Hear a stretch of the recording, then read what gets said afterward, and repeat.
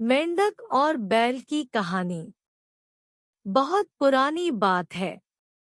किसी घने जंगल में एक तालाब था जिसमें ढेर सारे मेंढक रहते थे। उन्हीं में एक मेंढक अपने 3 बच्चों के साथ रहता था।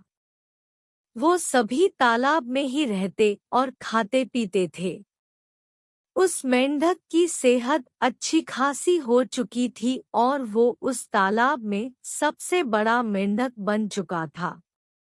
उसके बच्चे उसे देखकर काफी खुश होते थे।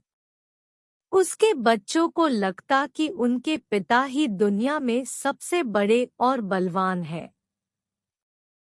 मेंढक भी अपने बच्चों को अपने बारे में झूठी कहानियां सुनाता और उनके सामने शक्तिशाली होने का दिखावा करता था।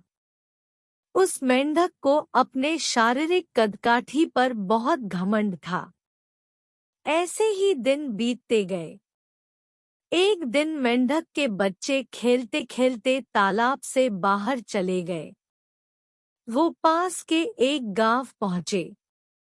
वहां उन्होंने एक बैल को देखा और उसे देखते ही उनकी आंखें खुली की खुली रह गई। उन्होंने कभी इतना बड़ा जानवर नहीं देखा था। वो बैल को देखकर डर गए और बहुत ज्यादा हैरान हो गए। वो बैल को देखे जा रहे थे और बैल मजे से घास खा रहा था।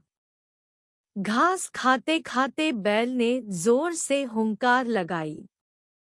बस फिर क्या था, मेंढक के 3 बच्चे डर के मारे भागकर तालाब में अपने पिता के पास आ गए।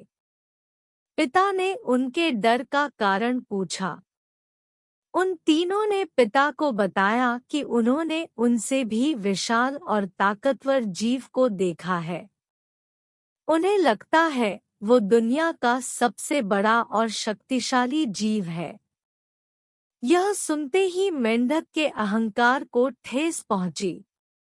उसने एक लंबी सांस भरकर खुद को फुला लिया और कहा, क्या वो उससे भी बड़ा जीव था? उसके बच्चों ने कहा, हाँ, वो तो आपसे भी बड़ा जीव था।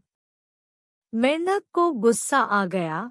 उसने और ज्यादा सांस भरकर खुद को फुलाया और पूछा, क्या अब भी वो जीव बड़ा था? बच्चों ने कहा, ये तो कुछ भी नहीं, वो आपसे कई गुना बड़ा था। मेंढक से यह सुना नहीं गया। वह सांस फुला फुलाकर खुद को गुब्बारे की तरह फुलाना चला गया। फिर एक वक्त आया जब उसका शरीर पूरी तरह फूल गया और वो फट गया और अहंकार के चक्कर में अपनी जान से हाथ धो बैठा। कहानी से सीख, कभी भी किसी बात का घमंड नहीं करना चाहिए। घमंड करने से खुद का ही नुकसान होता है।